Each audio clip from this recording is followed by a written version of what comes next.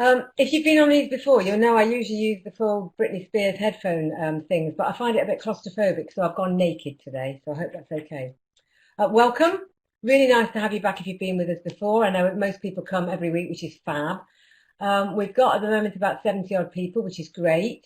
I can see some names coming up. Yep. Mega's here. Yeah. Lovely. Hi, Joanne. Hi, Neil. Um, Oh, somebody says I look great. Thank you. That's lovely. Thank you. And I haven't even been to the hairdressers, which is lovely. Right, let's get started then. If I disappear, the wonderful Pam is with us as usual. So she's my wingman as always. Um, so yeah, so if you lose me, but I shouldn't do because I'm definitely on Ethernet. I'm definitely coming through the app. I've checked everything, so that's okay. Right, starter slide then. Let's have a look at this. Now, this has been doing the rounds actually, and you might have seen it. Which photo is Randall? Now, this was an obituary that did the rounds on Twitter and various other social media accounts recently. And I just thought it'd make a nice creative writing prompt actually, or a nice reading prompt. Okay. So it's Randall Jacobs of Phoenix, died age 65, having lived a life that would have sent a lesser man to his grave decades earlier. His friends called him RJ, but to his family he was Uncle Bunky, aka the Bunkster.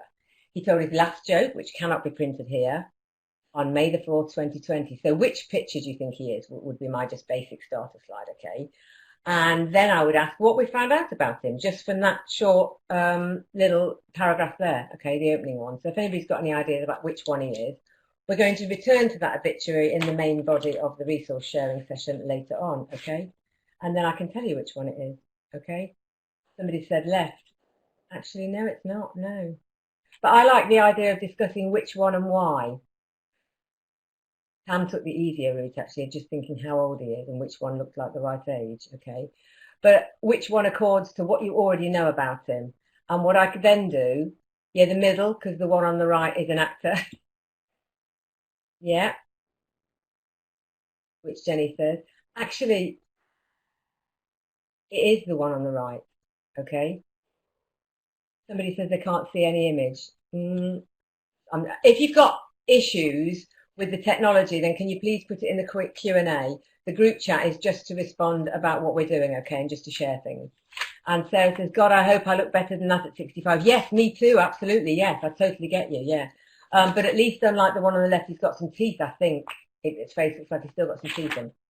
Okay, so let's move on then. We're going to go back to that. So this is number 7, actually, of the weekly webinars. So it just shows you time's flying, isn't it? It's a language focus this week, and it's actually going to be a creative writing focus. There's what we're doing, usual thing, check-in, update, few online ideas, language ideas of the week, then the tea break. Just going to go through your feedback. We do take your feedback very seriously, and we do discuss it actually in a follow-up phone call afterwards. We all get together and we talk about what we could do next. So let's go through a few things that you all asked for. How to teach online. That's a tricky one, and we have looked into it and we have discussed it only today. We have got a couple of videos that I think Liz is going to share in the chat box, some links for you. But they're mainly fairly generic about how to make the most of remote learning. I think the problem with how to teach online is that everybody is doing it differently. Every school is taking a different approach. So that's going to be a little bit difficult. I'm hoping that what I'm sharing are things that you can adapt easily. The next one I've got requests for are Lord of the Flies and Journey's End. I have to admit that whilst I know both texts, I haven't actually taught them. So I don't have a load of resources there at my disposal. What I'm hoping is that you've been able to adapt the stuff that I've already used for those 2 texts. But I'm giving a shout out there. If anybody's got anything good for those, please send it in to us because I will happily share them. How to teach Shakespeare remotely. That's going to come because I'm going to do some Shakespeare work in a couple of weeks. In terms of Jekyll and Hyde, how to engage remotely, I'm lucky. I've got very, very bright and able students at the moment, and they are reading the book and using our online learning pack that is shared on our website. But only about 75% are engaging, okay? But in a way to how to engage is the way I do it is I don't start with the beginning because it's a bit like Utterson, it's a bit dull and dry. I actually start with a Danvers Carrier murder and move the book out from there. So that's just a little idea for you. You know, how would you feel if you just saw a murder in the street? you're sat in a window and you just saw some guy come along and brutally murder somebody else with a cane, how would you feel? What book would that be in? What do you think the book would be about? So that's a good, and it does actually really get them, okay? Somebody here says, Edisodes has been a dream for teaching and engagement with Jekyll and Hyde. Oh, I'll have to have a look at that. That's brilliant. Great, I'll have a look at that. Definitely, I'm going to write that down now, so I remember to have a look at that. Edisodes, okay. How to get grade 5. Now, these webinars were never really intended to be training, per se. They were intended to be a more light-hearted, resource-sharing, supportive approach. Now, we do have 2 courses, how to get across the grade 4-5 boundaries for language and lit. They've been done before, and I'm running them again in October. So I think they've already been announced. If you go onto our website, you should be able to sign on for those. And I literally take you through for language and literature some tips on how to get students across that boundary. So they were the things that most people asked for. Okay, next week, a total change. Less of me, and we're having the wonderful Kat Howard in, who is the founder of something wonderful called Lit Drive. She's got a very big Twitter presence, and she has written a book called, and I'll show you here, it is called Stop Talking About Wellbeing. And I read it last week, and it's very interesting, okay, about how to make life easier, both in and out of the classroom. She's going to come along, and I'm going to ask her questions, and we're going to talk to her. So it's going to be less resource-based and more general information and support-based. So I hope you'll join us for that. Don't forget. And then the following week after that, it'll be language as usual. We're going to have a quick check-in now. We're going to do creative writing today. Creative writing is sometimes a bit of a bugbear of mine because I think it tends to be too feature fest heavy and not enough creativity. I know we're often our hands are tied a little bit by what the exam boards need, but here are your questions. So what are the main problems you find with students' creative writing? How much time do you devote to creative writing at Key Stage 4? I know I didn't, I just did, here's the question. I didn't have enough time to teach them how to be creative in a more meaningful way. So how creative are you able to be at Key Stage 3, or do you feel you are? Okay, so if we could have those chat boxes up now, I'm going to leave you with those for 2 or 3 minutes, and then I'll be back, okay?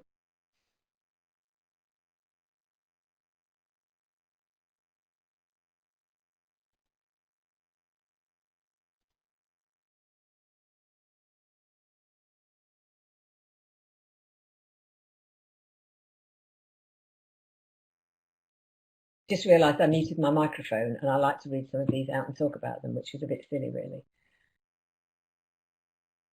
Oh, lots under that. What are the main problems? Interesting. Sentence variety. I'm going to cover that today. Students trying to pack too much action in. I'm going to cover that today. Action heavy without development. Lack of imagination. I'm going to cover all those things, hopefully. Lack of structure. Yeah. Show, not tell. Absolutely. Yeah. Good. Most are simply not creative and are fearful. Yeah. Yeah.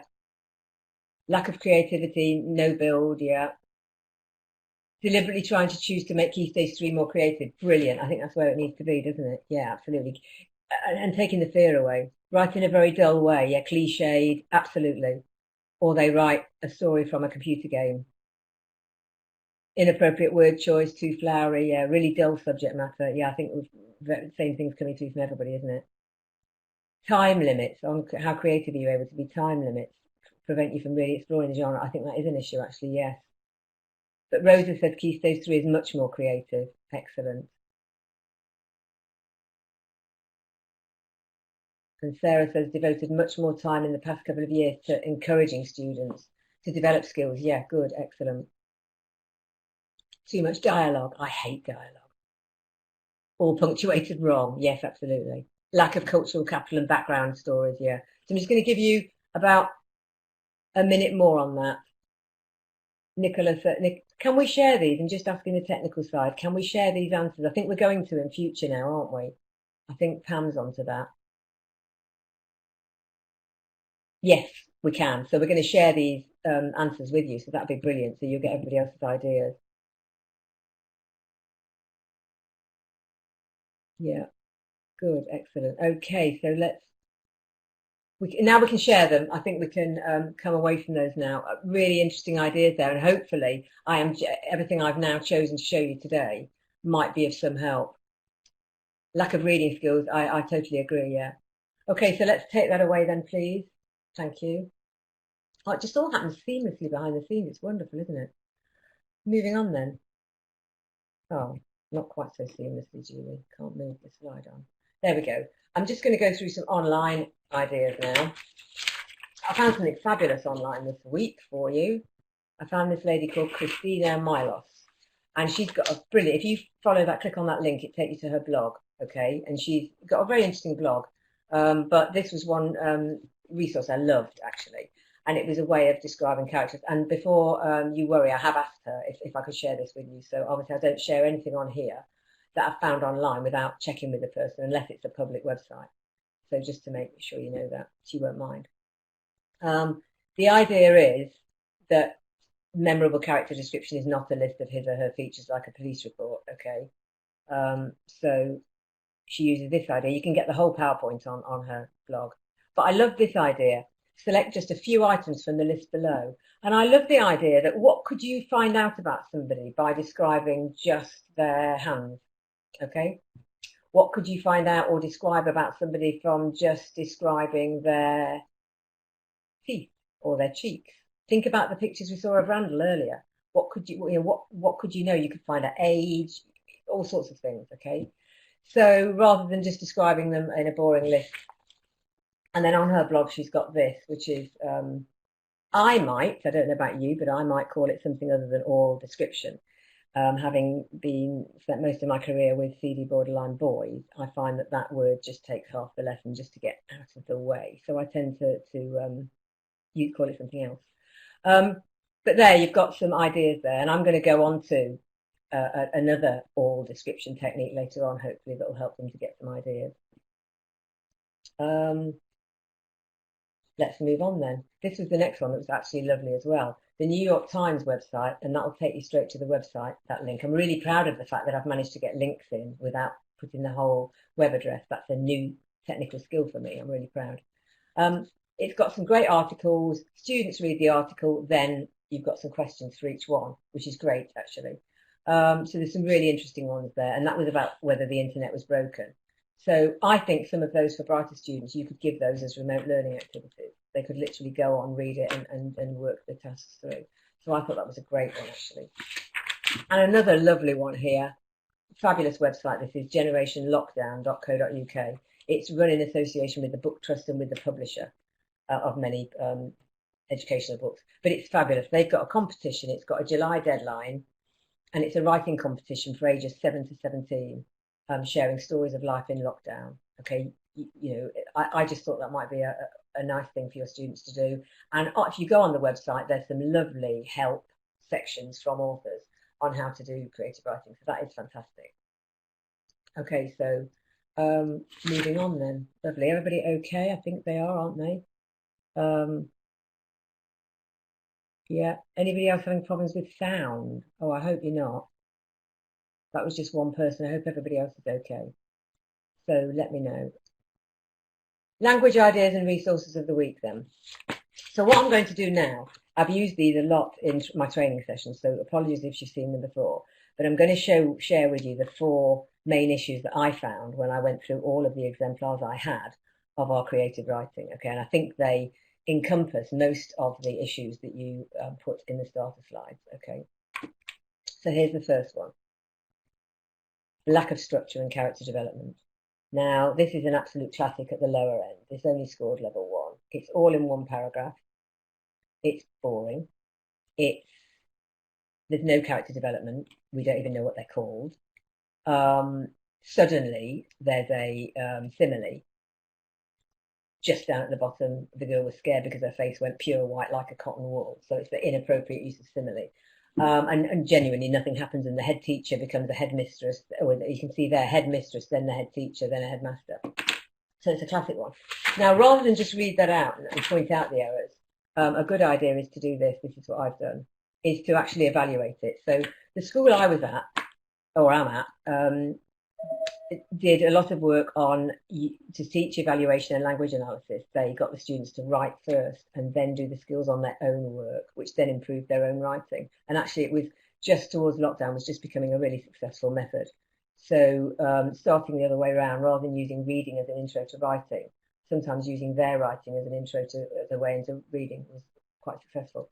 So this was quite successful. How successfully has the writer persuaded you to like the character? And so give them some evaluation questions. So there's quite a lot to go at there. So you could do that with all of these examples I'm going to show you, and get them to tell you what's wrong. Here's another one. This is my absolute favourite. This is better than the previous one, but there's too many characters. Now this goes on for about 5 pages, and basically you know by the end of the first page that it's just going to be page and page of derivative computer gaming gun battles. So people come in, they get shot, another group come in, they cycle again, somebody else gets shot. 15 pages of it. You've all read it, I know you have. And then the ending is interesting. So it's that rushed ending idea. Oh God, I've done 15 pages, everybody's dead, what do I do now? And actually the best sentence structure is in the ending here. But I held his head in my hands until he was silent. I held my head in my hands and sobbed. I ran back to where the man was. He was dead, surrounded by a puddle of blood. What had appeared to be a childish act soon turned into a gruesome bloodbath. Now that would have been good if they'd left it there, but they didn't. They did this. A few weeks later, and nothing was ever said about the incident again. Happens all the time. Okay, so I think the bell went there in the classroom, but that is a classic incident, actually, of a story being overwritten. Now you can find these. I think these are from 2017 in our exemplar packs. Okay, so in our examiners' reports. If you can't get hold of them, then do let me know on the WhatsApp chat and I'll see if I can find them for you. But you don't need to use any more than this. Okay. I like that. Joanne says I often tell them to stop their writing before the wrap-up paragraph. Absolutely, yeah. Absolutely, because this is a classic. And then the next classic is the Feature Fest. Okay.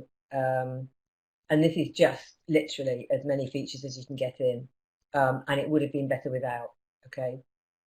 So again, that I think we've covered pretty much all the things that you said were wrong there. So now I'm going to give you some ideas about how to yeah, Neil says they write themselves out of marks. Yeah, absolutely they do. So I'm going to give you a couple of ideas.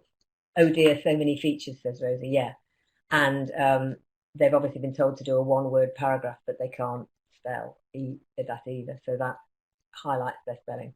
So let's go on to some ideas. Now the first problem I had is I've got no ideas. So they're going, I don't know anything, I don't know what to write. So I do a lot of limbering up of the pen hand, okay? So this is one way, and I've used these in many training courses. I don't know where I got them from, I've had them for years, but you can use them and adapt them, and I'll show you how. So you're going to do a bit of work now, so if you'd all like to pick your pens up, please, find a bit of paper. Let's have a go. So this is just a kind of quick activity. You're going to have 10 seconds, okay, to name 5 positives about the lockdown, and your 10 seconds starts now.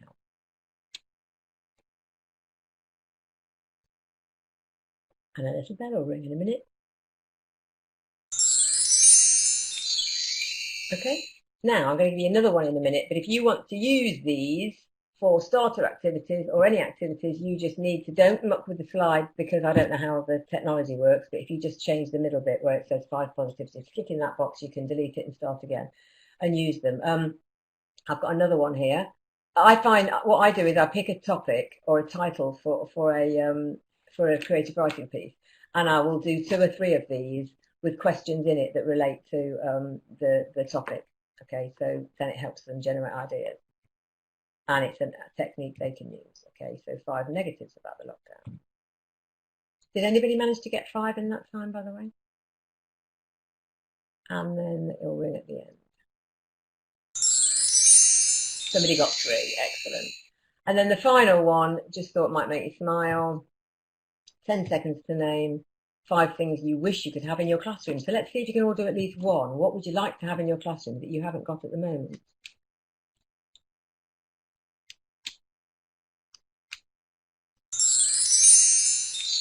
Myself, brilliant. Students, hand gel, lovely, excellent, excellent. No exam pressure. Yeah, love it, love it, love it. PPE maybe, yeah, good idea, excellent. I love the idea of just myself, that's a really lovely idea. Excellent. Kids, me and hand gel. Coffee machine, yeah, I love it, yeah, absolutely, yeah. Interaction with students, I'd like my own classroom. A kettle, yeah, excellent, yeah. Isn't it interesting, we're in one of those rare professions where, you know, our breaks and refreshments are not even considered really in the general running of the day, which is an interesting one. More time to teach. I love that. What breaks? Yeah, says Rosa. I totally agree. Okay, so that's that. There's just some little things for you. I use those a lot, along with things like the 1 minute, the 1 minute brainstorming and that kind of thing. But another idea was creative writing prompts. Now, those who've been to these sessions before will know I like to have an old-fashioned text of the week when I'm doing language. And this week, it's a bit like Have I Got News for You? It is The Student's Companion by the wonderful Wilfred D. Best. And my husband was given it as a prize. It was printed in 1958. He's not that old, actually. I think it might have been his father. Maybe his father got it as a prize. But anyway, it's got all sorts of useful things in here, actually. Everything you ever want to know. All small words for big ones. That's interesting. Yeah. Oh, I like it. So fortuitous, accidental. Oh, lovely. We could use that. Anyway, I decided to use these. I found all these proverbs, and I've used it before in the classroom, and they were great just for chatting, because they're, just to chat about whether cultural differences, etc., and to talk about what kind of society has these as proverbs and what it says about the society is brilliant. But what you can do is you can do the because, but, so technique. So you could take a bad beginning makes a good ending because a bad beginning makes a good ending, but a bad ending makes a bad beginning makes a bad, whatever it is, good ending. So, okay. You can also give it as a title. You could give one of these: A drowning man will catch a straw. A cheerful wife is the joy of life. They are terribly old-fashioned and sexist, but you could give some of these as titles, okay? Or look up your own proverbs, give them as titles. They're great as discussing, they're great as endings or openings, okay? So they're a good idea. Give them as a creative writing prompt if they don't have any ideas. And the next one, this is something I've used in the classroom a lot. These pictures I just found randomly on the internet, but these have been very successful. So what's happening here? Who would be most likely to? And they have to tell me why, and then maybe write a story, explain who the woman is, why she's there, why she's carrying a Hoover at the tube station, why the woman's got her dressing gown on, etc., etc. Okay, so all those kind of ideas. And this is quite evaluative as well.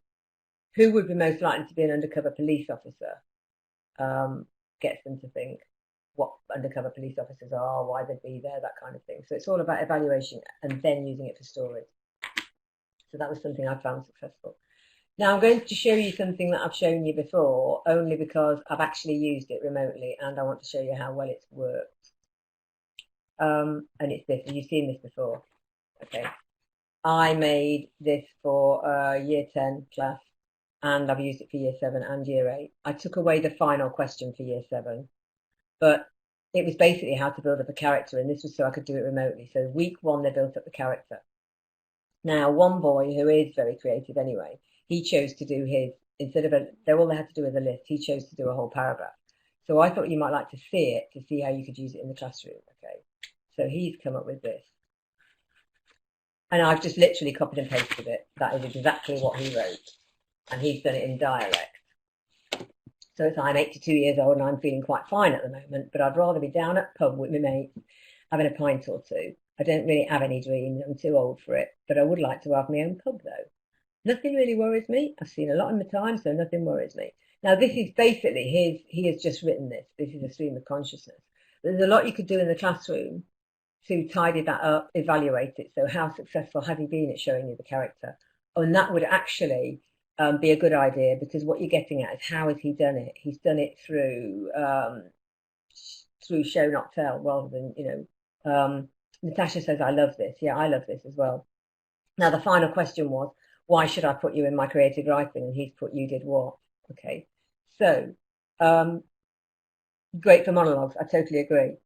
But what I found is I did ask him to evaluate what he'd done well, and he did come back with what I'd want him to say, which is the skills he'd used. And then I gave them this. This was the next week. I gave them the setting, and they had a choice of 3. So they had to use their character from the previous week and then answer these questions. The final one being, based on these answers and your character, what title should I give my creative writing? Okay. And here is the same boy.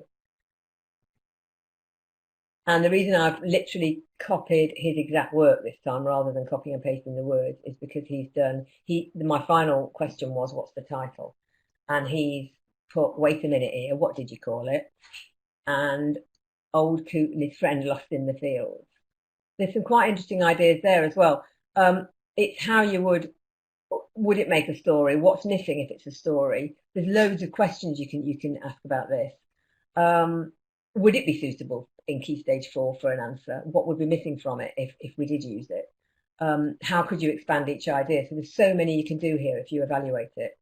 What has he done? How has he made you like him? Because you do end up liking him. And actually, I can't wait. His next lesson is this.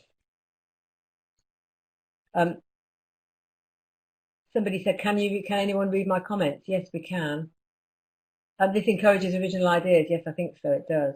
And then the next week is going to be this. They are then going to have to pick one of those objects.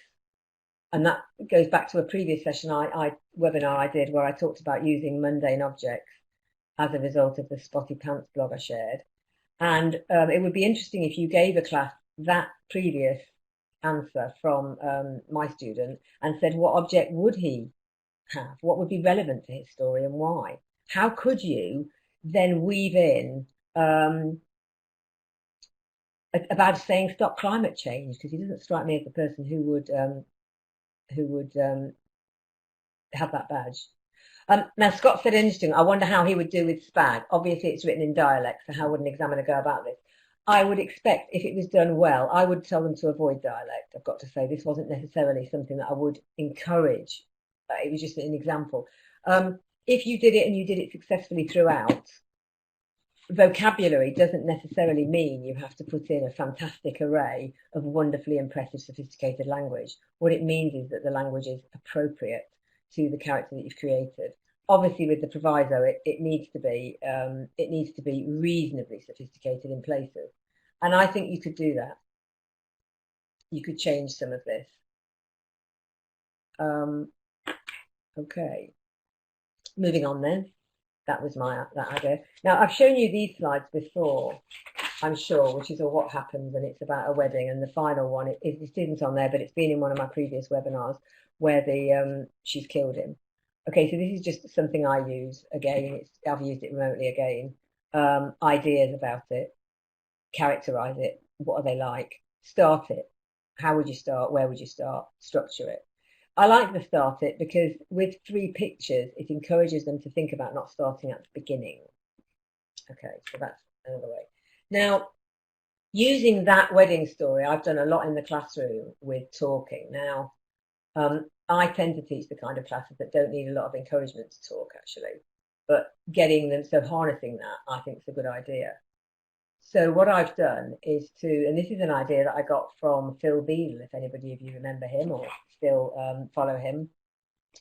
He was the one who did the talking to the cows in the field on the Unteachables program on television. But I went to see him a couple of years ago, longer ago than that actually now, and he had a keyword storytelling idea that you may well use, but I found it incredibly successful for every kind of writing actually, and even for analytical writing.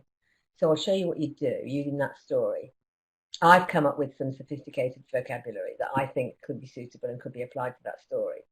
Now, I forgot to put the numbers on these columns. I do apologise, but it should be headed column 1, column 2, column 3, column 4. So if you're in the classroom, you could either be the whole class or small groups. People are numbered either 1, 2, 3, or 4. If you're number 1, then you start the story. So you might say, it was a June wedding, full stop. A number 2 person has to then say, use the word fled. Okay, it could be as simple as Julie fled from her last wedding. Or you could encourage better sentence openings. So this is one student that wrote for me last year. After, she must have had her mother, I think her mother had just got married and had a hen do. After talk of such hen party delights as life drawing classes, paintballing, T-shirts emblazoned Barbara's bitches, the happy couple fled to the relative safety of Skegness.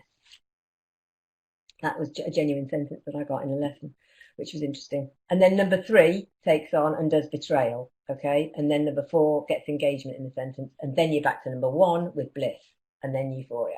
So you can do it as a group of 4, they do it on their own, or you can do it as a whole class. I found it worked better as a whole class, and I could actually then select students who I knew would start it off well. And what I could also do was give weaker students the easier words, okay? For instance, if you've got scenario, you've got time to think about it while everybody else is doing it. I've also done it where they actually write the story as we say it, and that took nearly the whole lesson. And then we improved the story and talked about why it worked and why it didn't. And it really, really helped to develop their ideas and their vocabulary. I've also done it more often actually for transactional writing. Okay, so I just put the keywords in there and we do the story together. And you can also add to it hugely by saying, okay, when we get to euphoria, you can differentiate. When Lewis, when it's your turn in your euphoria, I want you to start with an adverb, or I want you to start with an adjective or something. Okay, so you can add to it how you do it, which is great. And I've had some great fun with that. So next idea, I need to keep an eye on the time actually, is story mining, which I've used a lot as well. Because my students, they tend to be hesitant. And actually a lot of their writing, they're nervous about getting it wrong. So I give them some structure. So this one, I read them a story. Now, I will say from the outset that I wrote this for a textbook that I wrote a couple of years ago. So it is almost perfectly calibrated to get good marks in a GCSE. And I can share the whole story with you if you need me to. So I read them that. I don't give them the story. I find reading aloud without giving them the text makes them concentrate a lot more, because they just think I'll have a look at it in a minute and find what she's after in a minute and just drift off. So I read it, but while they're reading it, they have a chart, they have a table like this. So I would say to them, while I'm reading, I want you to find 4 words or 3 words that you like. I want you to find 4 openings to sentences, because I'm really powerful about opening sentences. I really like to use those. I think they're a really good way of raising marks and raising confidence and changing the interest and pace of a story. And 3 or 4 wows. That's anything else that, so I don't go for features. I don't want similes. I don't want metaphors. It's not a feature fest. It's what you thought that this story does well. And then what I do is I take the story away if I've given it to them, and they have to recreate the story using what they've got in their chart. Okay, it's a way of writing a good story with some support and giving them confidence to use techniques that are quite advanced. So things like the short sentence, feeling sorry for her, you should. Students will try that but not necessarily do it well. But if they've got this as a background, as a structure to remember, then they can then they can do it. And somebody says yes to reading aloud, and Jenny says this looks fabulous. Actually, it's quite an empowering story as well, because I end it where I start, and I think the ending is, remember, if you see anybody cowering under a window at a party, go and invite them in. So it's got quite a powerful message as well. And I've found really success with that, because they've then got a little structure. They haven't got sentence starters. They haven't got that they aren't on their own. Okay, so I find that really helped. So that's that idea. And then I'm nearly at the end. Vary the sentence openings. This is really powerful. I found it years ago, the idea of 7 sentence starters, and I use it all the time. So here you go. We can play this as consequences in the classroom. I'm sure you know what that means. So we have a piece of paper. I say, fold it over and pass it on, and the next person folds it over again and passes it on. So I would say, right, your story is about weddings. Your first sentence starts with an article, and there's my example. Write it, fold it, pass it on. Or we do it as slow writing and they do their own. Second one's a pronoun. Second one has to start with a preposition. Fourth one, sorry, has to start with an ing verb, and going on. And I have to say that those 7 sentence starters have been a godsend. They've been absolute, so easy. Consequences, Sarah says, yeah, the students love it. The other thing you can do with this is a phone number game. So get them to write their phone number down, cross the noughts out, and they have to do a paragraph using every one or 4 or however many you want to use of those sentence openings. And if their phone number, for instance, started 07846, which happens to be mine, the first sentence would have to have 7 words and start with an article. The second one would have to have 8 words and start with a pronoun. Somebody said the phone number game is really good. Yeah, I know lots of people have already done that, but it's great for sentence structure. You're right, Joanne. I found that because for the first time they're stopping and thinking, which is actually what we want to encourage them to do, rather than just going, he did this, she did that, like I done, and he done this, and she done that, and oh, it was a dream. Let's get them thinking about what they're actually writing when they're writing it. Marcella says, how would you do those activities online? I think the mining one you could do, but you'd have to understand that they still have the original story. So what you could do is get them to mine from one story and then give them a different story heading or title to write using those same words and techniques. Okay, that would work.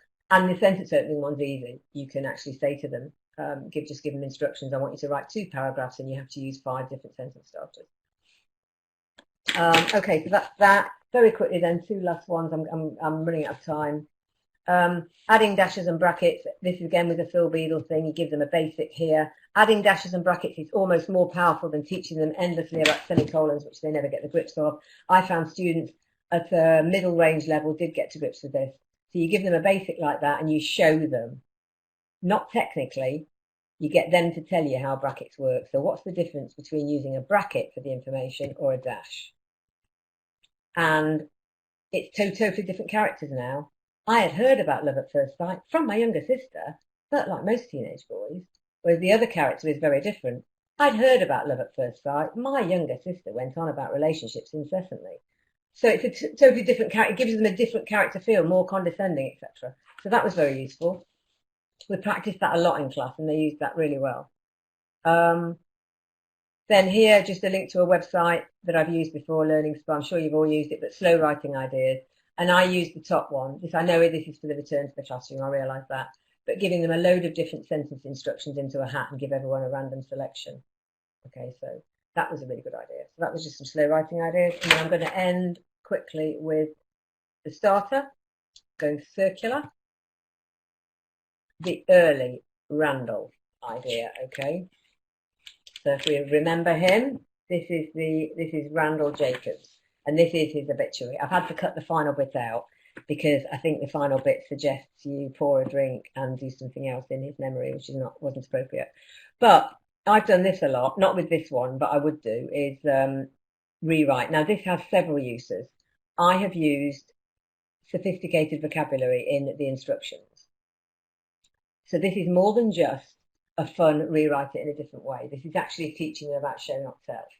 To make him sound dull and nondescript, they have to understand what nondescript means. They have to look it up, think about it. Then they have to figure out how they can show it because they're not allowed to use those words, obviously.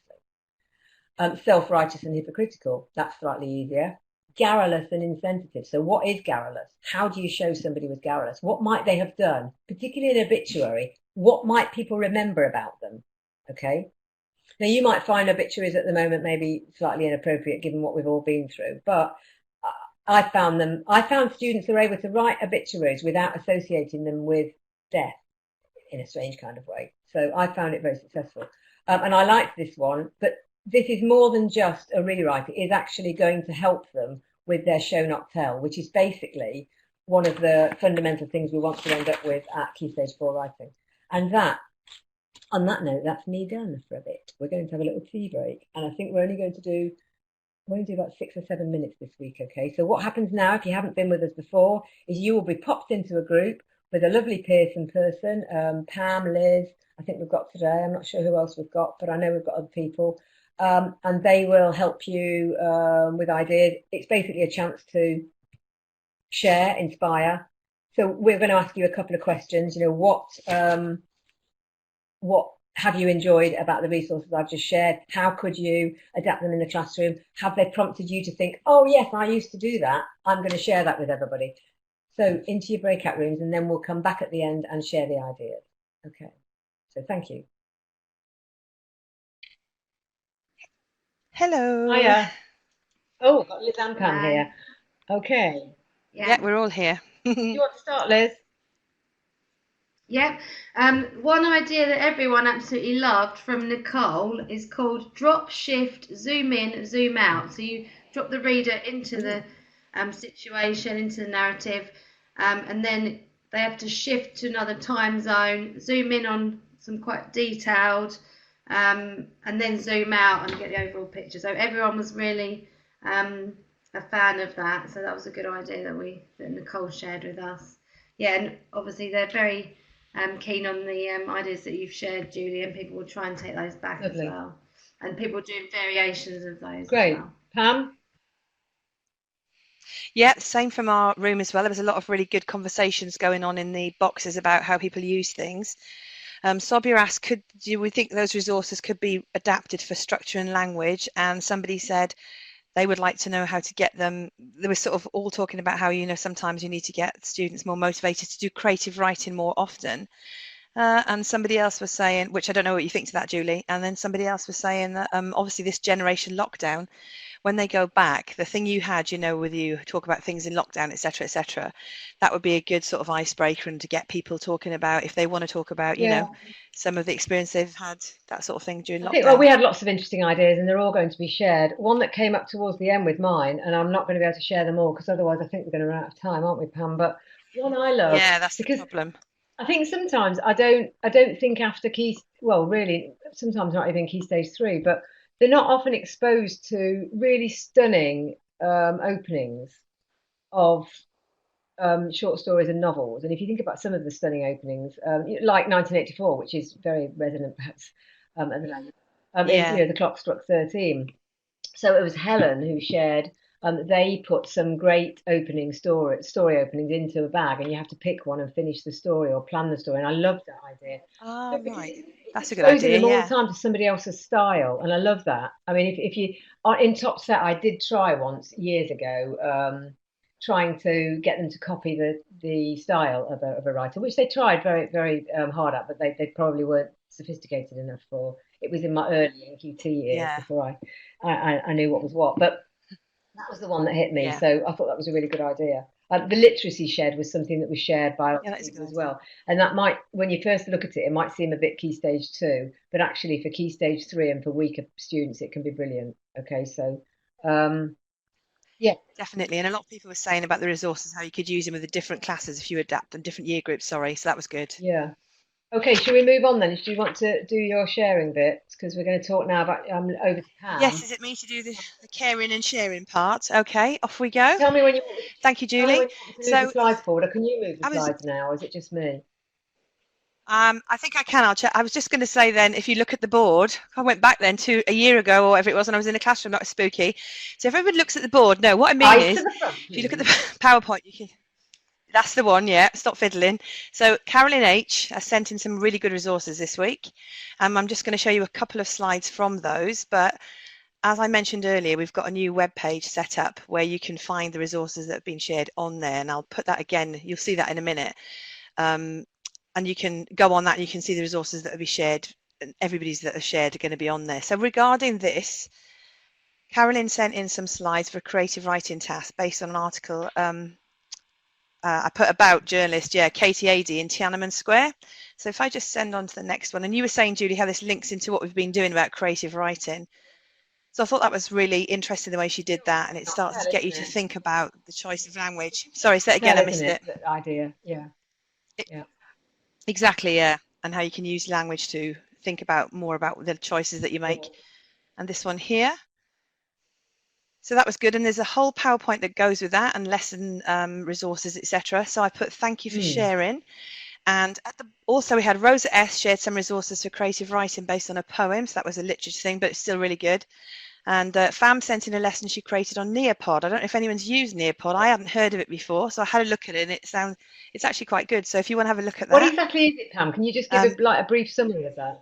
well, it's hard to. Yeah, it's kind of a bit like SlideShare and that was really popular at one time, but it's better than that, and it's called Nearpod.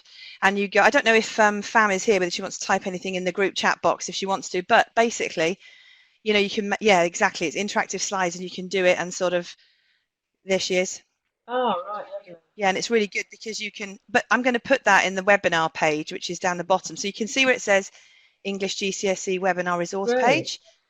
That's going to take you to the resource page. So that's Fabulous. that. So yeah, excellent. I'm just going to move on Oh, here. yes, you've got your drawer, haven't you? So yeah, exactly. So we'll do the draw for the people who entered the people who, if you haven't been here before, basically how it works now is when you do the feedback survey at the end of this session, and you get on the last slide, there's a link to do it. When you do the feedback survey at the end of the session, your name's going to a draw, which I have here. I need to get a cup that isn't a Christmas cup because that's a bit weird, but anyway. And I'm going to pull one out and we'll see who the winner is. And the person who gets pulled out wins a £10 voucher from Amazon. So this week it is Amy C. I don't know if Amy is here, is she? If Amy's here, if she She can might not be come because it's onto the half group chat term. or raise her hand or whatever. But anyway, Amy's going to win. Yeah. She's going to get £10. So anyway, even if she's not here because of half term, we're going to send her out the £10 voucher Lovely. anyway. And also the £25 draw, a fortnightly draw for people who have shared the resources. Let's have a look. So the draw for that, you get a £25 Amazon voucher. And this week, for shared resources, the draw of £25 Amazon voucher goes to Carolyn Harvey. I think you're here, Carolyn. I think I saw your name earlier on. Can you just write something in the group chat if you're still here? There she is. That's great. I bet. Thank you, Carolyn. So those the things we talked about earlier, and yes, there she is. So enjoy your £25 voucher. I'm sure you'll find something you can spend it on. But yeah, so that'll be winging its way to you shortly. So yeah, that's All right, it. thanks, Great. Pam. And then we're about on time actually because I want No to problem. I'm just gonna nip off now. so we've done that. Yeah. Now, further dates, just to remind you again, 4th of June is Kat Howard from Lit Drive joining me next week, so that'll be really brilliant. And then after that, it's language, and I'm going to do more of a reading focus. I'm going to go revisit evaluation a bit. So if anybody wants anything particular from that, then do email us on the Full English if you want to. I keep calling it the full breakfast, which obviously is, I've missed the point there, haven't I?